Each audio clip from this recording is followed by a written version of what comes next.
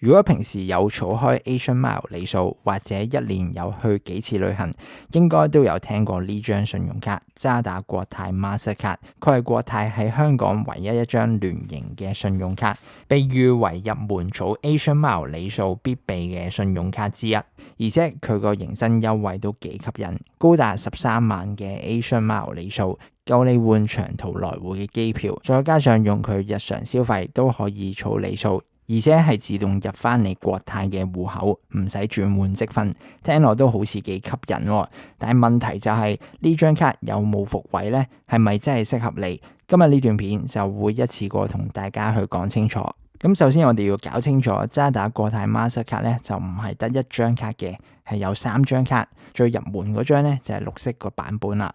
綠卡就係最基本、最容易申請嘅一張卡。綠卡嘅年薪要求就係96,000蚊。如果你將佢除翻12，即係月薪就係大約8,000蚊。基本上你有全職翻工就可以申請到噶啦。咁同埋年薪嗰個要求都唔係一個好硬性嘅規定嘅。如果你冇入息啦，冇翻工，但係如果你係渣打嘅客戶，有一筆錢放咗喺渣打咧，可能5萬、10萬或以上，咁都有機會會申請到嘅。第二張就係藍卡啦，即係優先理財嘅版本。呢張卡顧名思義就係針對翻渣打優先理財嘅客戶，即係有100萬或以上嘅資產喺渣打度嘅。如果你係渣打優先理財嘅客戶啦，去申請就唔使去俾任何年費嘅。但係如果你唔係咧，申請嘅話就要俾年費，年費都幾金下噶，都要講緊4,000蚊嘅。而最高級別嗰張咧，相信大家都估到啦，就係黑色嗰張啦，亦即係優先私人理財嘅版本。呢一張卡咧，基本上都係俾一啲高資產淨值嘅人士用嘅，即係渣打優先私人理財嘅客戶啦，需要有800萬嘅資產。咁只要你係渣打優先私人理財嘅客戶啦，咁就可以申請啦，亦都唔使俾個年費嘅。但係如果你唔係，就要俾年費，年費講緊都要8,000蚊嘅。咁你可能就會問，藍卡同黑卡嘅申請門檻咁高，咁究竟有咩着數？咁藍卡同黑卡嗰個海外簽賬嘅回贈會比較高啲啦，同埋都會有一啲機場同旅遊相關嘅禮遇嘅，譬如可以入 lounge 啦。咁之後會詳細同大家講多少少嘅。咁因為始終呢2張卡都係針對一啲高資產嘅客戶啦，咁所以大部分人咧都可以直接略過嘅。另外仲有一點想補充咧，就係申請呢張卡要係現有國泰嘅會員嘅。所以如果大家想申請咧，就要先去咗國泰官網登記成為會員先嘅。咁申請做會員就完全免費嘅，所以大家都唔使太擔心。咁之後就講下呢張卡可以賺幾多里數啦。首先大家要知道，因為呢張卡係渣打同國泰聯營嘅信用卡啦，可以話係國泰香港嘅唯一親生仔，所以大家都可以諗到着數一般就會比其他嘅信用卡多啲，因為始終係親生仔啊嘛。同埋呢張卡儲到嘅里數係會直接入翻國泰嘅戶口嘅，唔使自己去手動轉積分，唔使研究信用卡積分轉換比例，呢一點都幾方便嘅。再加上出邊有啲信用卡將積分轉做里數又要收手續費，都唔係好抵嘅。里數回贈咧就可以咁樣理解嘅。如果係張綠卡啦，港紙簽賬就係6蚊1厘，而食肆酒店外幣簽賬就係做到4蚊1厘嘅。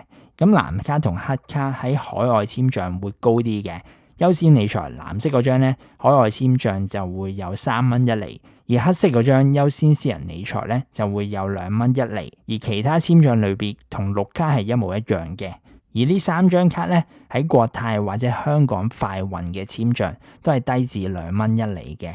咁要留意翻，當季簽滿8,000蚊先會有2蚊1厘，詳情大家可以睇翻條款同細則。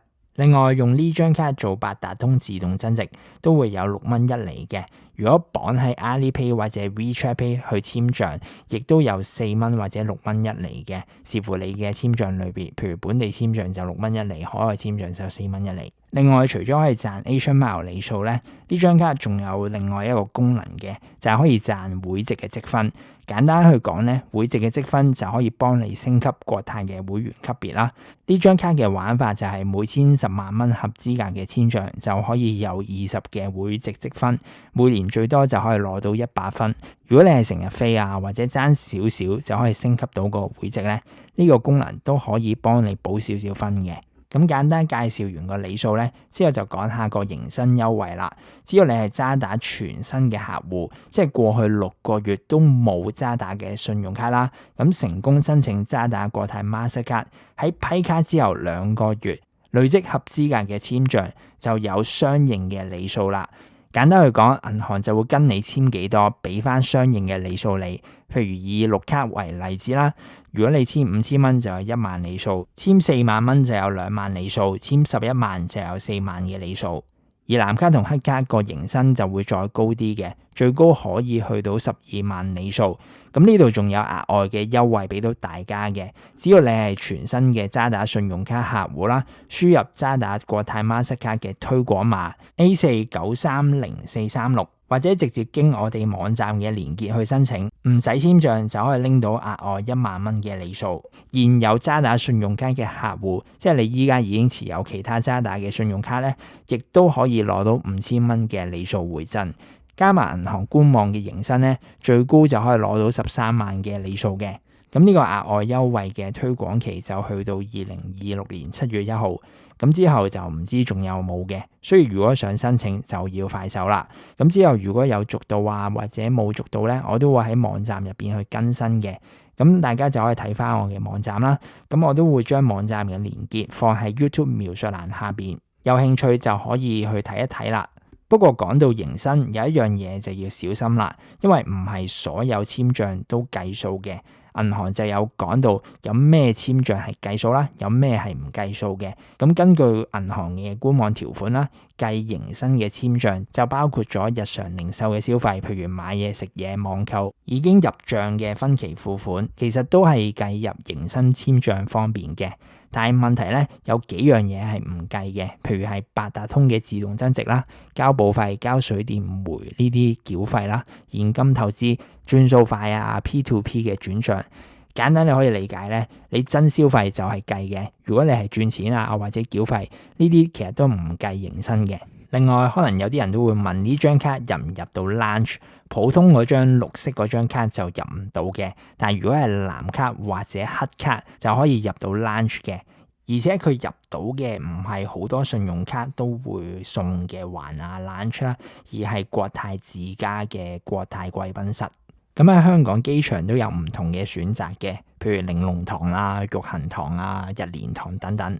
藍卡1年就有4張國泰商務貴賓室嘅使用券啦，可以同你同行嘅朋友一齊用嘅。而黑卡1年就有8張國泰商務貴賓室嘅使用券，同埋2張國泰頭等貴賓室嘅使用券，即係 total 10張，亦都可以俾你同行嘅親友一齊用嘅。咁同埋黑卡另一個好處咧，就可以去翻商務艙嘅櫃位辦理 check in 嘅手續嘅，咁就唔使大排長龍啦，同埋可以優先登機。咁藍卡一樣都可以優先登機嘅，同埋去翻特選嘅經濟艙位去辦理登機手續嘅。咁之後都講一講缺點方面啦。咁大家留意翻綠卡嗰張咧，就唔係永久免年費嘅，佢係首年免年費，但係第2年開始就要收2000蚊嘅年費啦。咁渣打官方嘅講法咧，如果你係渣打優先理財、Premium 理財或者出糧戶口嘅客戶，就可以豁免到年費噶啦。但係如果你唔符合條件，都可以試下打俾客服問下佢可唔可以豁免年費嘅，因為有時銀行為咗維持客戶嘅關係，都有機會會豁免嘅。而如果佢真係唔肯豁免咧，你又唔想俾年費，咁你可以同佢講想取消呢張信用卡，咁佢就唔會收你錢噶啦。因為信用卡嘅年費收費係收緊下一年嘅，你取消咗就唔會收你噶啦，所以就唔使太擔心。第2個缺點就係綠卡冇得免費入Lounge啦，要去到藍卡或者黑卡先可以嘅。第3就係淨係可以儲到 Asian Mile 里數，就儲唔到 Avios 啊、KrisFlyer 啊等等其他嘅飛人里數計劃。總結我會咁睇啦，如果你係啱啱開始接觸里數，想簡單咁樣儲 Asian Mile 換機票嘅新手嚟講，渣打國泰 Mastercard 其實可以話一個幾簡單直接易明嘅入門選擇。